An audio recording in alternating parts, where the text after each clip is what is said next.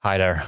This is Paul this week. Paul has had a major accident in his life and actually is coping with major PTSD symptoms. And it's all this discussion of where he's from, what happened, and how he's dealing with it, and how, like with through therapy and all kinds of methods, and actually, some of the spiritual awakening. He's been coping with those PTSD's symptoms. So, without further ado, I'm going to introduce you to Paul. But before leaving, just word of pretty much like a bit of a warning. The recording was made on Zoom. I don't know if I told you, but I don't like Zoom, so sometimes the audio gets glitchy. Not that I'm necessarily sponsored by Squadcast, but I really like that platform that keeps the fidelity of the audio pretty up par. And yeah, so here's Paul. Enjoy.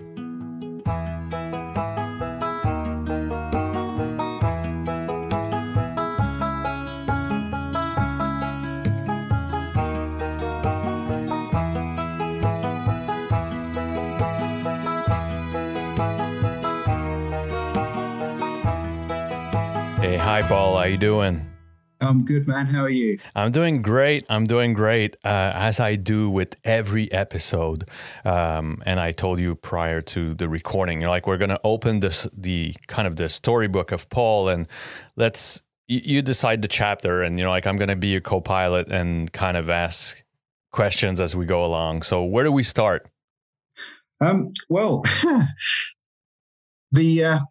let's start with where I come from, first of all. I come from the commercially here, not from around here. So I came across to Canada for the best reason in the world, for a woman. So my wife is actually from just down the road. So, so that's where I came over to Canada in about 5-6 years. Where were you from?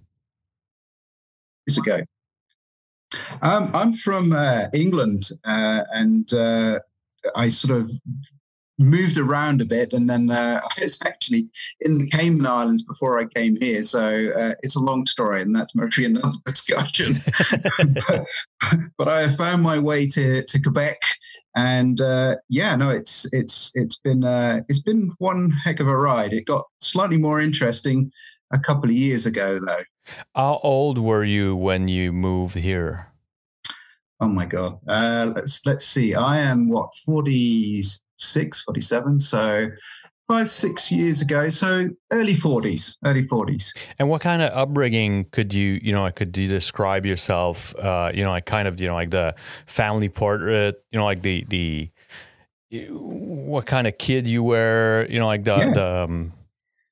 be honest, I had quite an interesting upbringing, because unfortunately I was struck with illness fairly early on in my teens, which kind of meant that I had to miss a year at school, and it kind of framed me to be really determined. And my parents, my dad is a lawyer. I became a lawyer not because of him, but it's because it was actually quite a good challenge.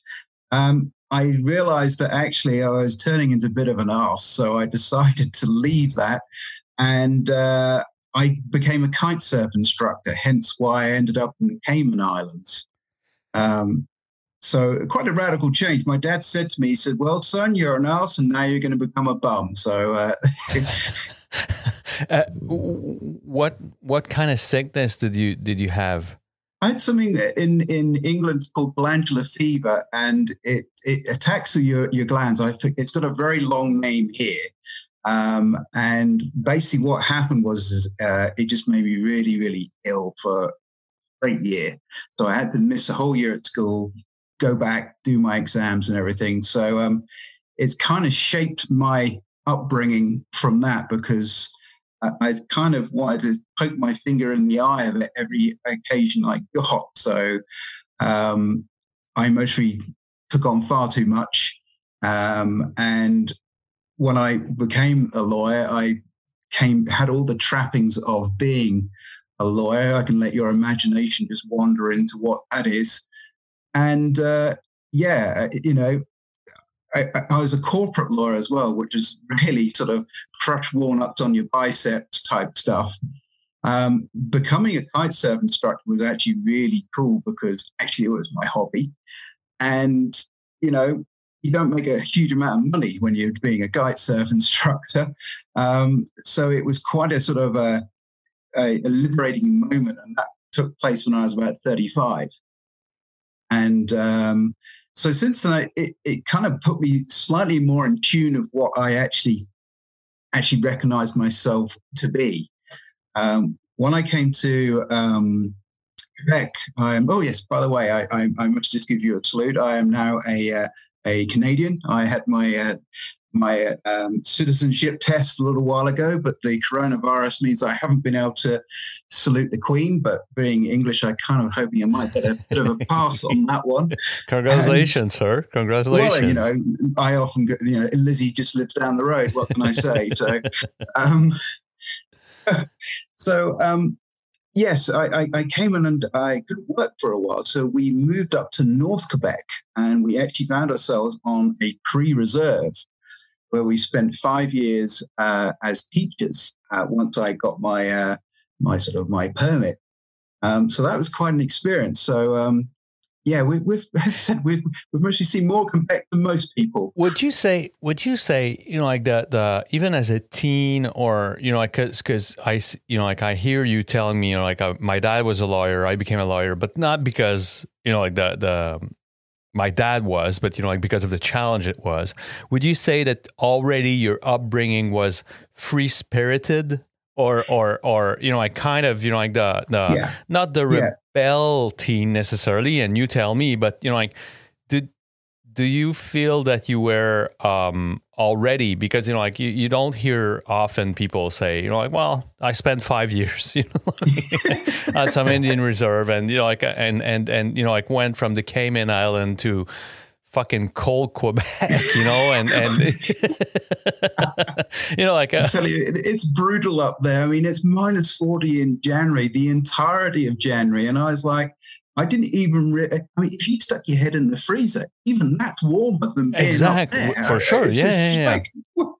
So yeah, absolutely. I mean, that's one of the big problems. I think I found I wasn't very lawyerish. I didn't kind of do what the other ones wanted to do. And when I became a partner, and basically I was not very good at towing the line, because if I just thought it was complete nonsense, I would just come out with it and say, look, this is just wasting my time. You know, let's all, you know, 10 lawyers all on silly money each trying to decide which photocopier we're going to buy. None of us use the damn photocopy. You've got the secretary in who uses the thing to pick it, not 10 lawyers who've never seen it. So I kind of spoke my mind, which meant I wouldn't ever say I was the best lawyer, but the reason I liked it was actually I liked the thrill of helping people, and when they came to you, steering them through to a safe harbor and explaining it in words they understood, because lawyers tend to mystify things. And at the same time, you know, like being authentic or genuine rarely resonates with lawyers. No, you wouldn't really put that really in the same sentence.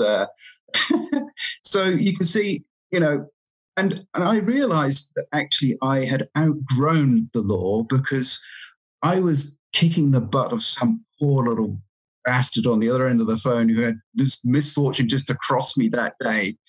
And I stopped myself halfway through and I was thinking, what do you sound like? This is just awful. And an apology at that point, after I sort of bludgeoned him to the floor, was a bit late, but I just thought to myself, this is it. You know, I've become too involved in it that actually I can't separate myself from the armor I put on and where my role I play.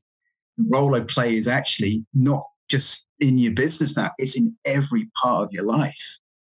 And at the same time, you know, like the when I say free spirit, I mean, you know, like people have solid attachment to their roots. You know, like, and what I mean by that is land. You know, like you know, like people tend to have a hard time even consider moving or consider, so even less moving from country. You know, like Well, I would thoroughly recommend it. It's very good for your soul, because when I quit the law, my friends thought I was completely off my head, because I went from a six-figure salary with the trappings of a couple of sports cars and stuff like. I gave them back. I gave the keys back to the dealers, and I just went from that to sort of earning the equivalent of like $50 to do kite running, pumping up kites and things, until I got myself as the instructor.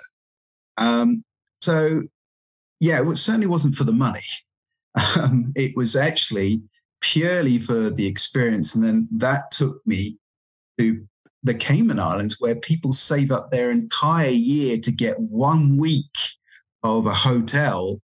And I'd teach them, they're like, you know, they're all back in the office next week. I'm like, this is my office. I'm going to be here all year and I've got no money at all. So it was actually that. And your viewers can't see this, but I have actually got dreadlocks, which I've still got from my kite surfing days. Not particularly a corporate haircut, dude. But, you know, I quite like it, because when people look at me, I know they're making a judgment, and I really, really enjoy what they're thinking.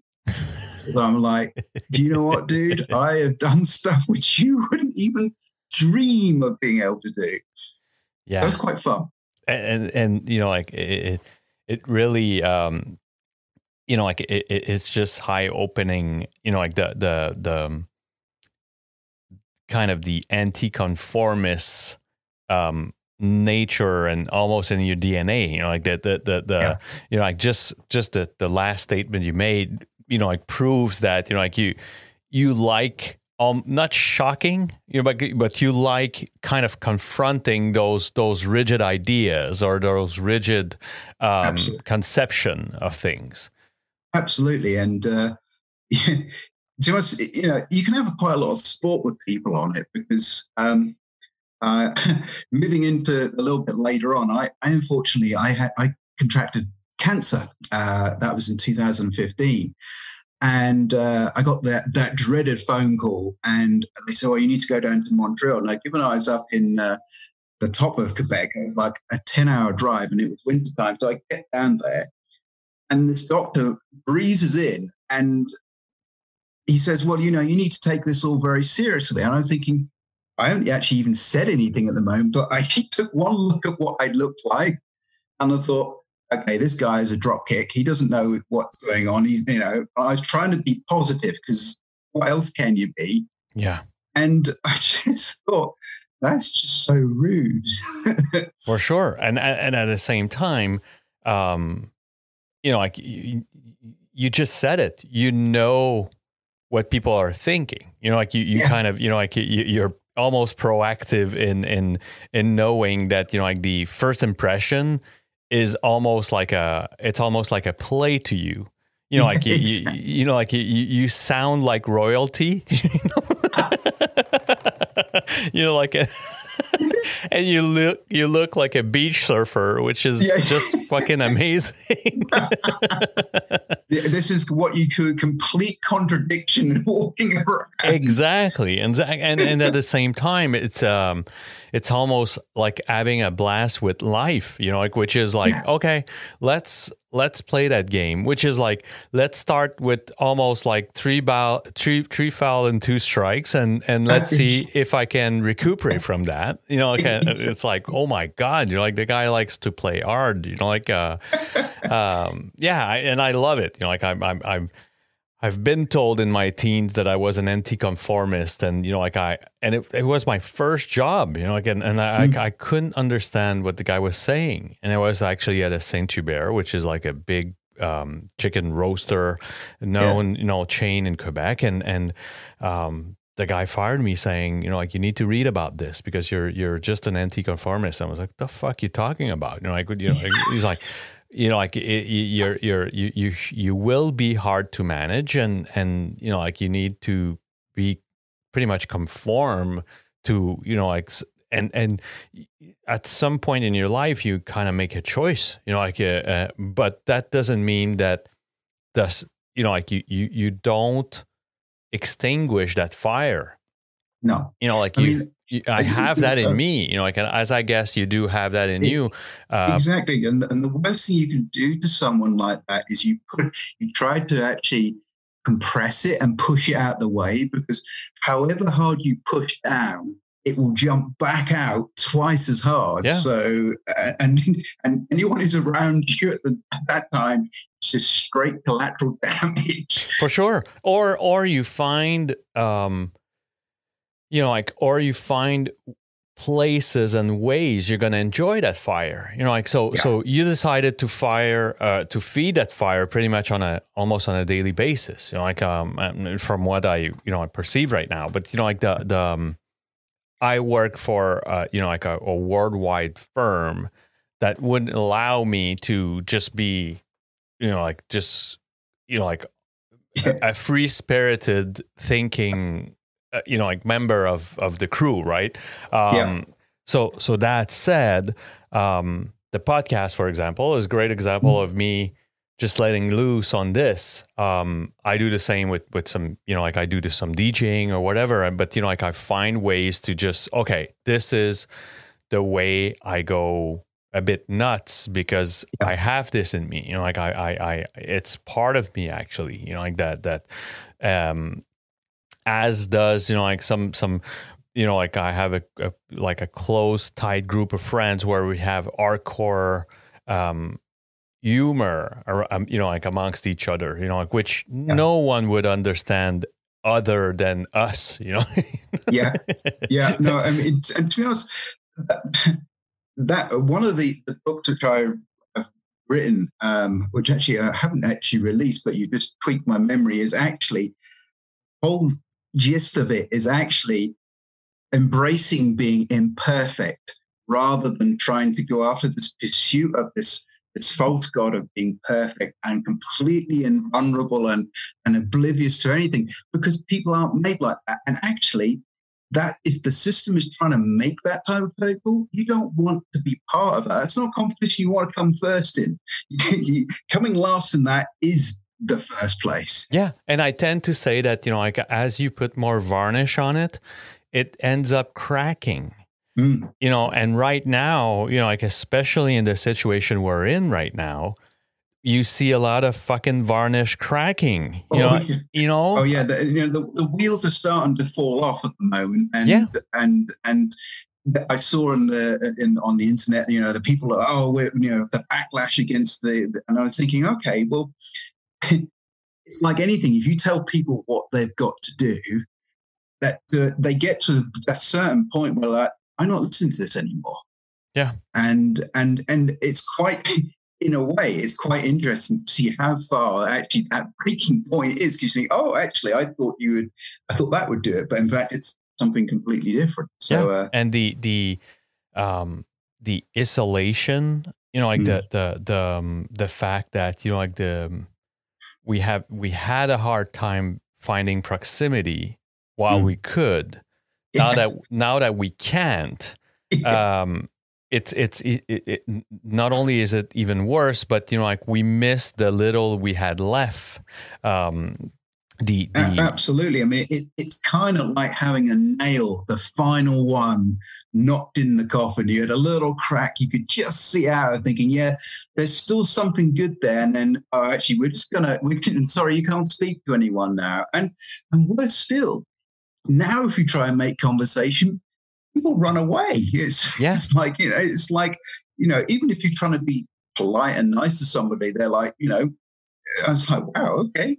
It is a messed up world right now, and not only that, the image that, as you said, the perfect, the perfection that people has grown and fed, for so long. Right now, you're seeing, and I think we're far from seeing the end of it. We're gonna see disaster and tragedies, pretty soon, much sooner than we think. I was talking to a friend about this, saying, I'm worried that young entrepreneurs are going to fall in quite deep depression, and like because you can't. And I agree, because I mean, part of my my recent sort of I 2 years ago I had a life-changing event, and I'll tell you what that is in a minute, but I'll get all your listeners have to sit down first. Exactly. But I was told recently by my psychologist, to see, this is a teaser, this is great, that I'd never actually failed before. And I was like, well, yeah, what are you talking about? I've failed before. He said, no. He said, I'm talking about a failure which you can't run away from. You can't talk your way out of. This is complete, all-encompassing failure. And he said, you haven't got the right toolkit to deal with this. And so he said, what we're going to do is we're going to build you a new set, because all the stuff which you've used for the 40-odd years ain't going to cut it. And so that's what's happened, is that people have, for the first time, faced something which they cannot change the outcome, and they're having to face it all at the same time. And it's so frustrating, Paul. Like I'm telling you, like I don't, I'm so not above this right now. Like I'm guilty. Yeah, no. The news is I've had a 2-year head start on you, because I suffer from chronic PTSD, and also I have a severe TBI. Now I had to go and look that up before I know what that is. So it means traumatic brain injury. So I've kind of been socially isolating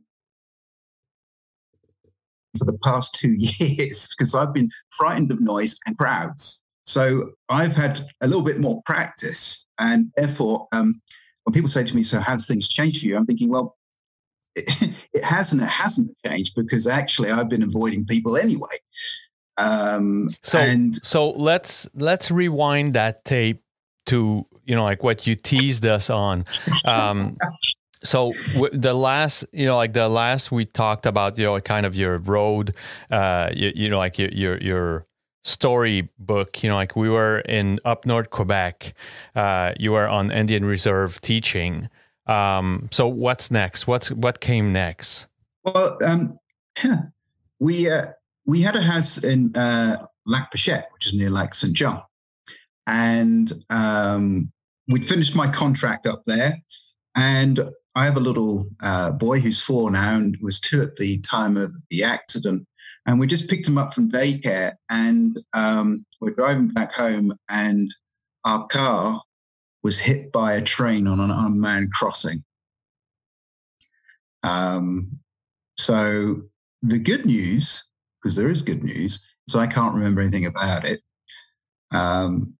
We woke up 10 days later in the ICU,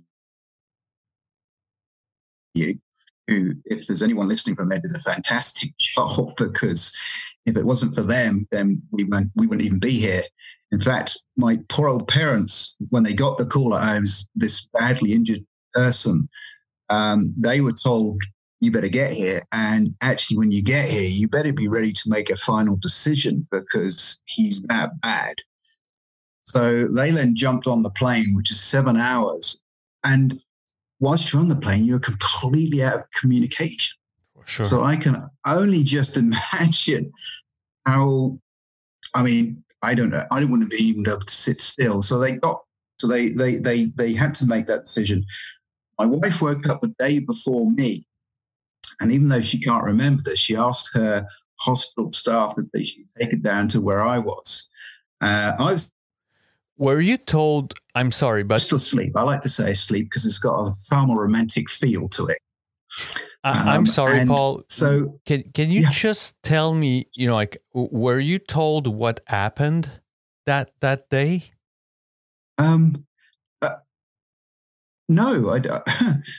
no. Apart from, well, what I will tell you what I've been able to piece together from what other people have said. You think, hang on a minute, a train's a pretty big thing. How the heck did you actually not see that? I mean, that's got to be a pretty big lapse of concentration. Well, it was March time and it snowed a lot and there's a lot of snow up there. And there was a 20-foot snowbank that ran down the side of the road. And then you drove around the snowbank. And as you went round the corner, it crossed with the rail line. So effectively, it was a perfect storm of an accident, because if I'd have spotted something or braked or anything, I'd have missed it. I wouldn't have got, but I didn't. And he didn't see us and we didn't see him.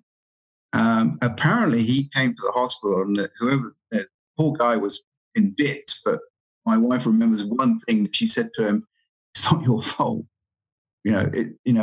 And so that's all we know. Apparently, it's all on Google and it's on TV and things like that. So, not the best way to try and get on telly, but yeah. But the good news is that I believe that virtually all unmanned crossings now in Quebec, there aren't now. There's the signals and everything else.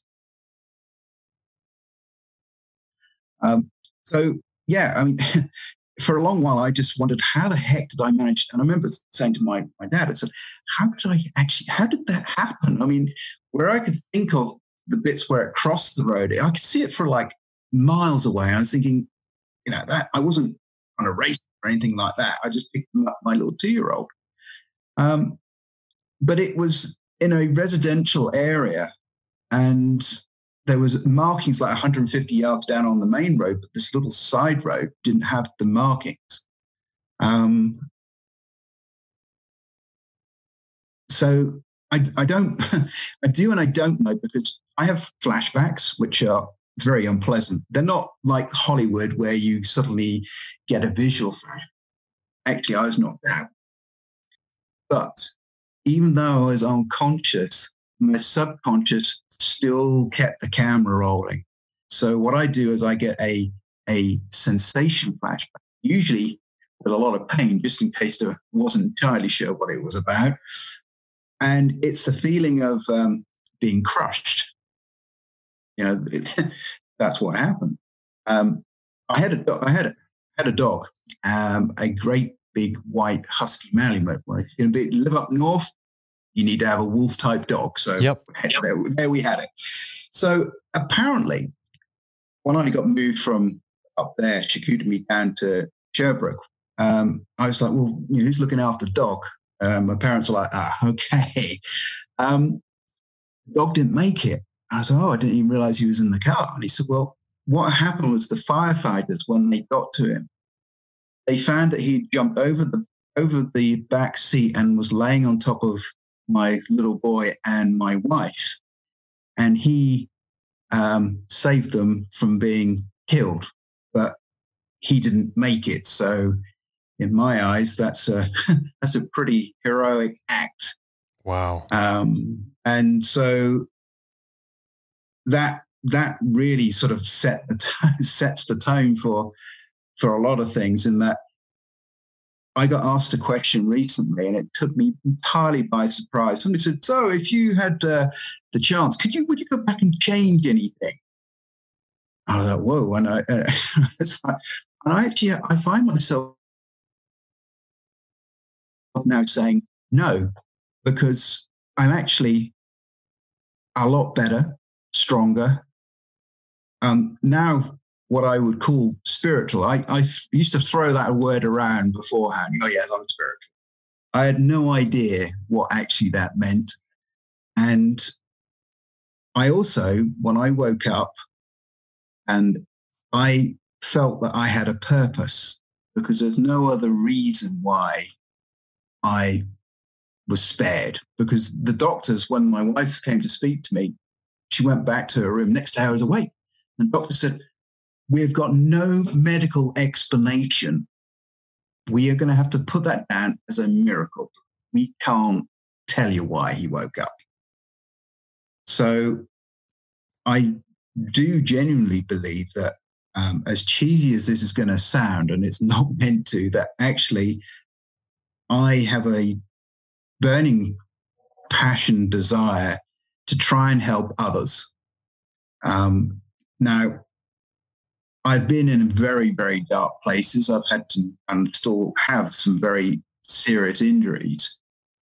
But I am choosing, and it is a conscious choice, to actually use that, not to get bitter, not to get angry, but actually to genuinely try and help people who are suffering. So when you did wake up, Paul, what was the assessment of what you had gone through? Well, I had broken neck in C1 and 2, broken back at L3 and 4, a smashed skull. The airbag blew up in my face, so I had the panda eyes. So when I looked in the mirror, I looked like flipping Jack Sparrow with my dreadlocks. So I had the special eyeliner under. But basically, I couldn't walk at that stage because I'd forgotten how to. And so the swelling it basically split right the way across the back of my neck. So there was sort of pretty unpleasant stuff around the carotid artery and things like that. So they really didn't know what to do with me, because they said, look, listen, he's got so much swelling there that we can't make an assessment. We're just going to see how that goes. My wife, because she got hit in a slightly different place in the head, she actually had her scalp removed to let the pressure out. And so her injury, even though in the same accident, has been completely different.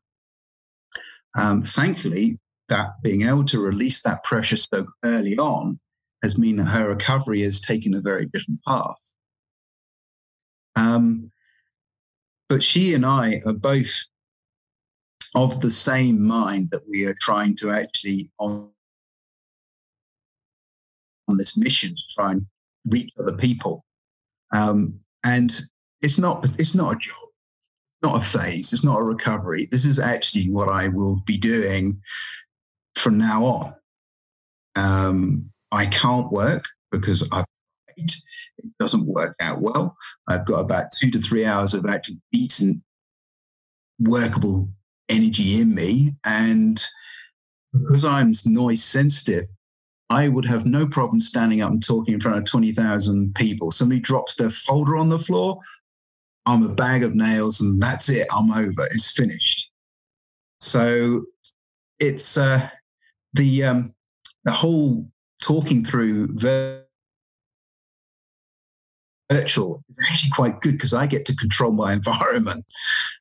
So for me, that is a benefit. I'm pretty sure that most other people won't see it like that, but some people were recently talking about, the trauma, and trauma is trauma. There is no lesser or greater trauma. It's just trauma. And it's not like, oh, well, mine's not as bad as yours. That's just nonsense. If it overwhelms you, that's bad enough. Yep. Now, that can be a financial, you've lost your job, and, you mental, spiritual, physical, it doesn't matter. You will still face exactly the same demons. They're the same for everyone. And how you can give a roadmap to somebody else to find their way through and turn something which is, in anyone's book, destructive into something which actually is like, yeah, and, I did this, and, I did early on. I said to somebody, and they said, oh, you lost a lot of weight. I said, well, I call it my train crash diet. And I was like, oh, is that this is one of my doctors who was like, is he crazy, or is he? So, yeah, it's been, and it still is a journey. I have not in any got to where I'm going to go. But there's, I've had 7-hour brain surgery to scoop out all the bits of exploded into my head. You won't be able to see this in radio land, but the right-hand side of my head is actually paralyzed. So, I have a permanent reminder. But what do? you get knocked on the floor. It's a long life laying on the floor. At some point, you got to get your ass up off the floor. Yeah. And so I don't like being unwell or injured. So I'm trying to repair myself with the help of medical team, but I can't just hand over complete responsibility. It's I need to actually shape where I want to go. Did that was 2 years ago, right? Yes. What was the road to recovery like? It was when I first started speaking to my doctors, so, you're going to have to allow at least 2 years for this. And I was like, you can't be joking. 2 years? I've got things I want to get done. I had no comprehension of how serious my injuries were. That's one of the benefits of being knocked out. The second, but also the brain is a really clever thing. It will actually shield you. It actually will only let you see what you are able and physically to actually see. And at that time, it just blanked out everything. It blanked out the good and the bad, but at the same time, it doesn't choose. It blanked out the good. So actually, feeling joy, that's not on my spectrum because I can't feel it. I know what it is, but I don't feel it. But I've got better. And it's not been straight line. I mean, goodness me, the 7-hour brain surgery, that was a pretty telling moment. And then not long ago, I had surgery on both my eyes because actually, a long story short, it hit so hard that it actually changed where my eyeballs were in my head. So they had to actually put them back and stitch them back in place, which makes me even squeamish now, isn't it? So, every time that happens, it makes you unwell. But also, you've got an injury to your head. It's like everything you do, your senses all go through your head. Everything is your computer. So if you damage the computer, then say, "Oh, you just go and lead a normal life." It's not the same. And I had to share this with you. The recent Saturday, I am better. I'm mentally stronger. So for no reason whatsoever, my head decided to give me a real juicy flash.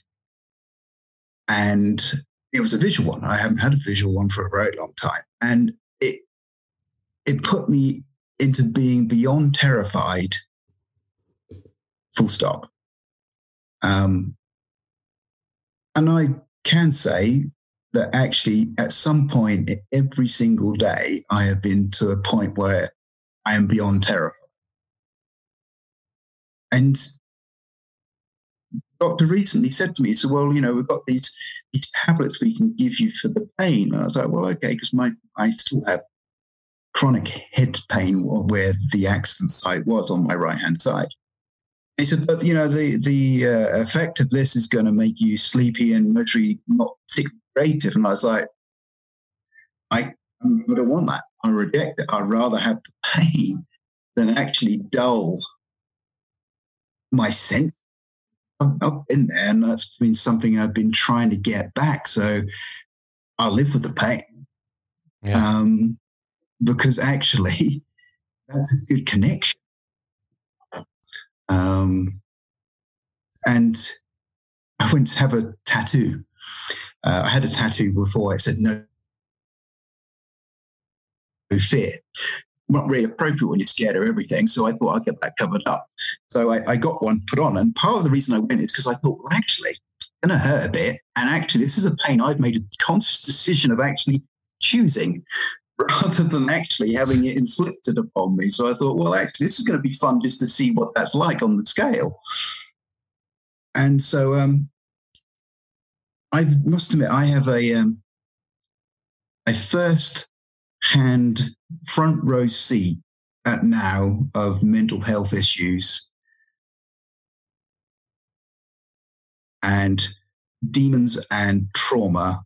And I want to help people because it's the only way I can square it in my mind of something so bad happening. There has to be a balance. Yep. And if I can provide a balance, then actually I can start putting that to bed. So selfishly, yeah, actually, I'm healing at the same time while I'm helping other people. There you go.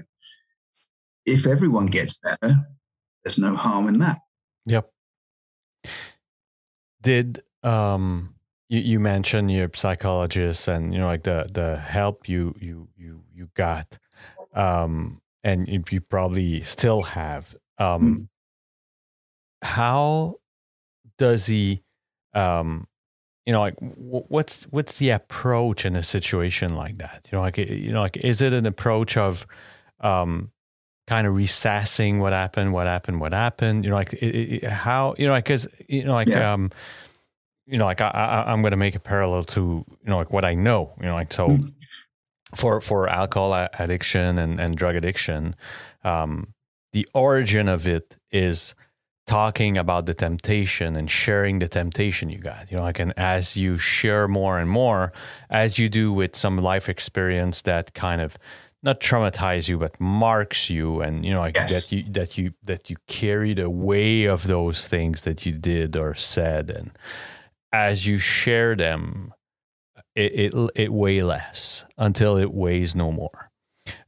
Same for same for alcohol addiction and drug addiction. As you share the desire to use, and as you share the desire, and the origin of it is pretty much it. It's two guys that were just quite thirsty and and talked about it for. It was a hot day, I get it. Exactly, and they quite talked about it for hours, and after I think it's something like 8-10 hours, realized that by talking to each other about it, they weren't thirsty anymore, and how AA got founded, and then others fraternity were developed on pretty much the same principles, which is sharing is kind of uplifting or lifting weight on people's shoulder. So coming back to you, is it pretty much what happens when a psychologist or any kind of therapist handles a situation like that? Yes. I mean, for sure it is a very important part.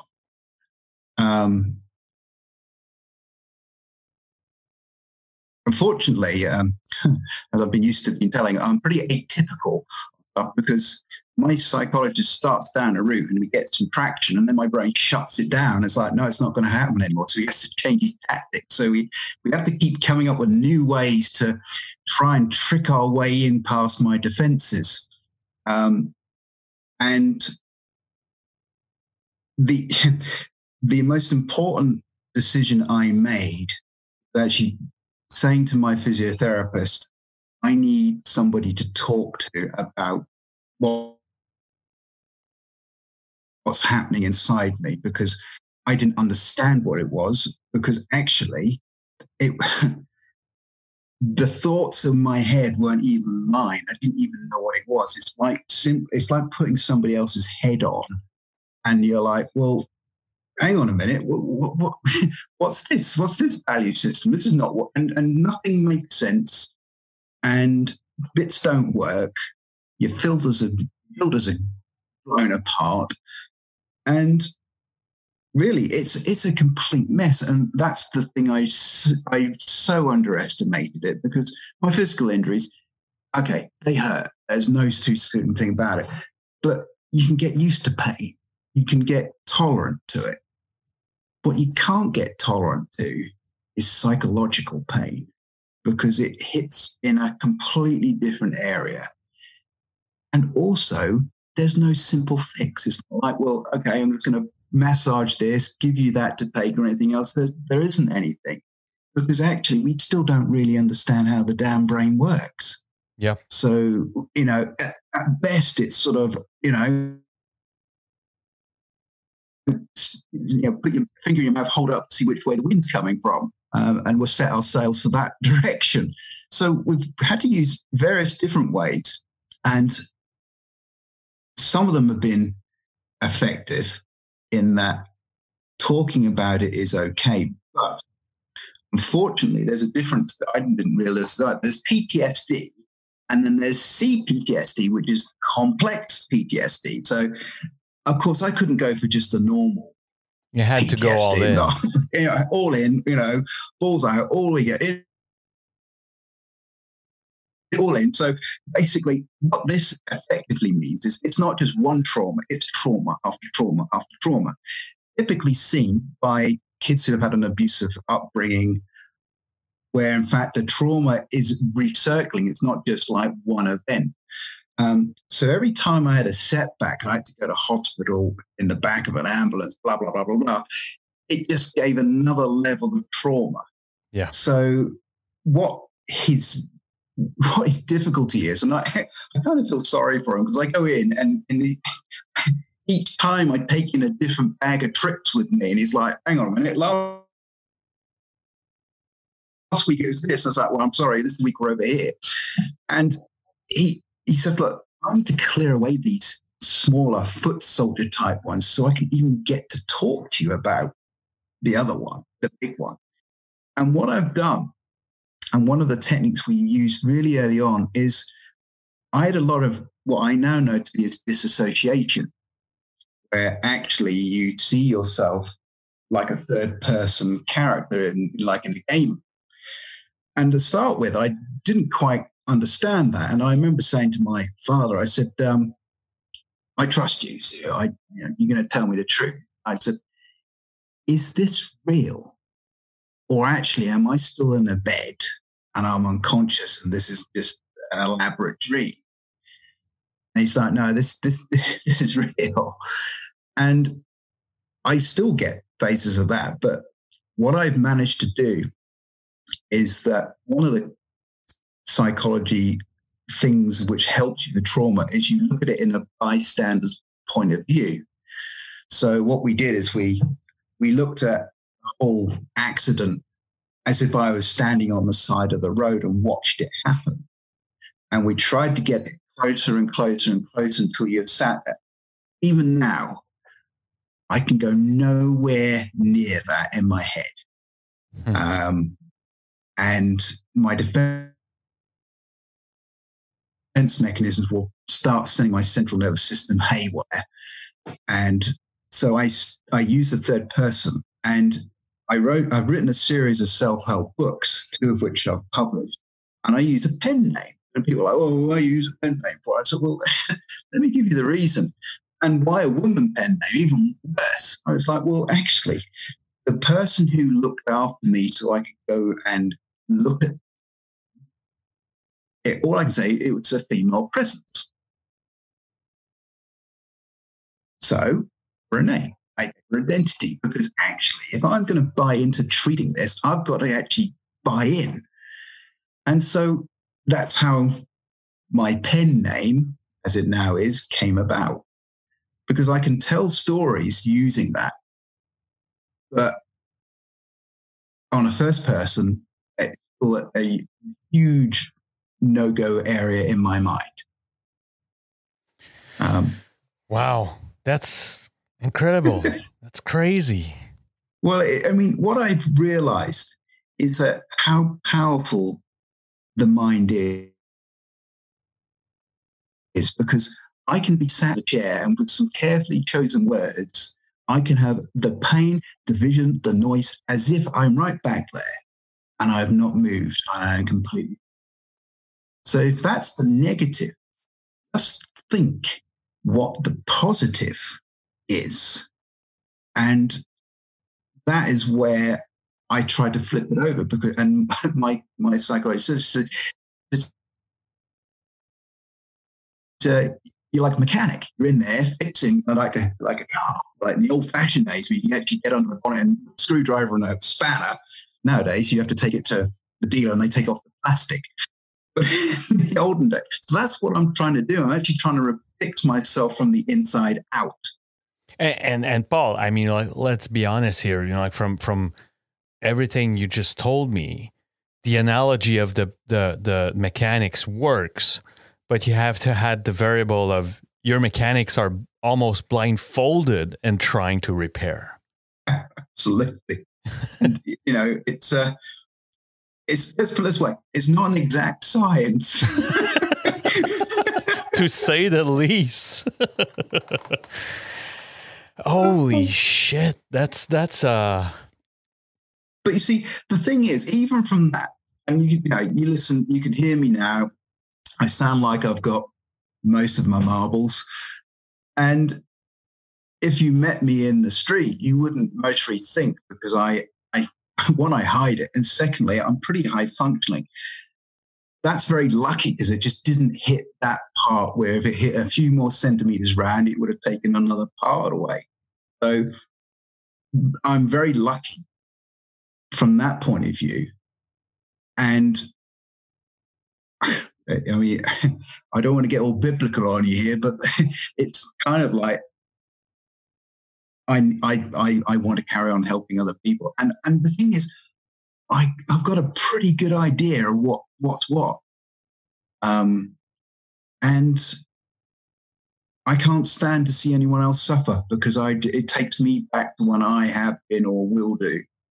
And so, and I've been, over this sort of isolation time, I've been reading more and more and more literature with the basis of trying to fix myself better and better, and actually be more helpful to others.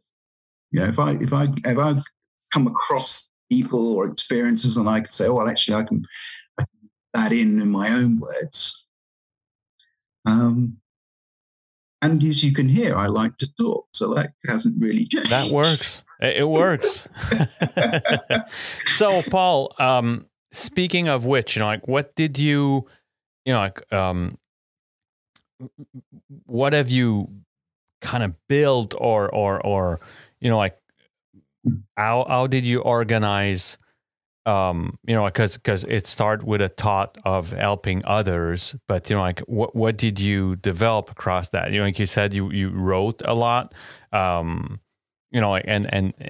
do you have like somewhere where people can reach you? Do you have Sure. I mean, I write under the name Kate Summers, and I have used the story of the white wolf. So the black wolf and the white wolf. There's a picture of my dog in the front of these books. They're on Amazon.com. The first one was about how to develop self-compassion. That's a free book on .com. Here in CA, we have to pay a little bit. Bless us. And so it's a journey. The second one I released a couple of weeks ago, which is Easy Changes for a Better Life, How to Make Habits Stick Effectively. Because why do I do writing? I never set out to be an author. That's not what I want to see my name up in lights. But I felt that I needed to hand something to someone. It's no good saying, you'll be fine, and just wave their hand at them. It's better to say, why don't you read this and see how you get on? And so my wife and I have also then built a website, which is called takeactionacademy.ca. And there we have got basically lots and lots of products which we have put there, because what we thought is that the idea is if somebody needs to reach out, and it's a brave step just to take that initial reaching out part, they can go to the website and they can go and pick a toolkit themselves, which will suit whatever they are. It's not like, off the peg stuff. It's like you take what you want. Some of it's free, some of it's not free. There's memberships. You can go as full in or as not in as you want, and there's no pressure. It's just saying it's there. And the best place to reach me is I'm really active on LinkedIn, and I do use my proper name there. So, and you'll see I've got a picture of my dreads. You won't, trust me, you will not miss it. And so that's the best place. And to us, I'm happy if people want to pick my brains, no pun intended, and and if people want to get in touch, because I'm lucky to have this time, and if I can, and I've got this kind of this optimistic, which somebody will say, "Oh, please pass me the sick bucket," but it is literally, I believe that I cross people's paths for a reason, and we won't actually know why or whatever. But if the path crosses, it's usually because one of us is going to help one another. Yep. And I've met so many people from different walks of life where I wouldn't have normally met them. Actually, I completely believe it. Funnily enough, I don't believe in coincidences anymore. Yeah. I won't buy your lottery ticket for you, though, because that doesn't work. I've been trying it for myself. Good luck versus bad luck. Yeah. But yeah, that's the best place to find me, and check it out. Yeah, and all of the stuff and how to find Paul will be provided in the description of the podcast. So like if you scroll down, you're gonna find it. Paul, thanks a lot for your time and your openness. I think like the idea of like there are parallels to everything that I've recorded so far. So I see there, like, quite, as I told you, like the parallel of almost mutual repair. Like as you do offer repair for others, your ambition is to actually fix a little bit of yourself one step at a time. Absolutely. And that is just pretty much what like my initial intention of that podcast is that as I talk to people like you, well, there are bits of stuff of my own maturity, my own spirituality, my own way of thinking that get fixed episodes by episodes. Yeah. And the odd thing about this is that I initially started this as kind of almost like a pet peeve, like, okay, let's give it a try. And, like, this is my, giving back moment. And, like, I have other projects later, and, like, I'll leverage the equipment later and so on.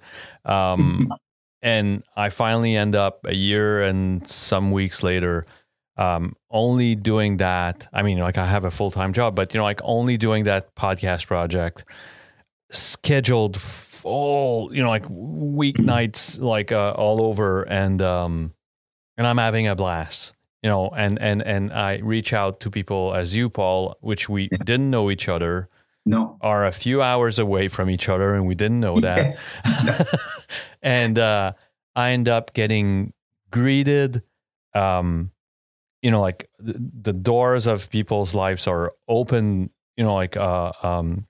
And I'm so grateful about this. So, like, this is a grace for me, like to meet people like you, Paul. So, well, to be honest, you're a conduit for this type of experiences, and so to be honest, we talked about non-conformity right off the bat, but actually, if it wasn't for that and your journey, then actually there's people who you've been able to make a difference to, and if one little part of your character had changed, we wouldn't be sat here and talking. Yep. Yeah. And so it is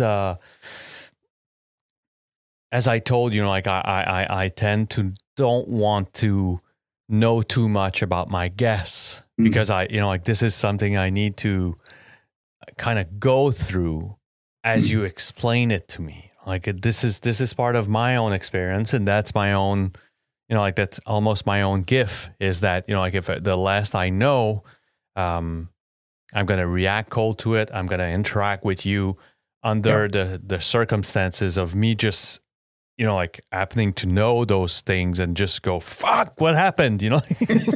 Like if I was watching a movie or if I was reading a book, and that's, precisely what you offered me tonight, and like I'm super grateful that you accepted, and thanks again for your time, Paul. And as I said, everything that Paul does, and like all of the books and all the writings and the websites are going to be provided, and don't hesitate in reaching out to Paul. Like there's I think there's great benefit in reaching out. Thanks. Excellent. Cool. Thank you. Take care.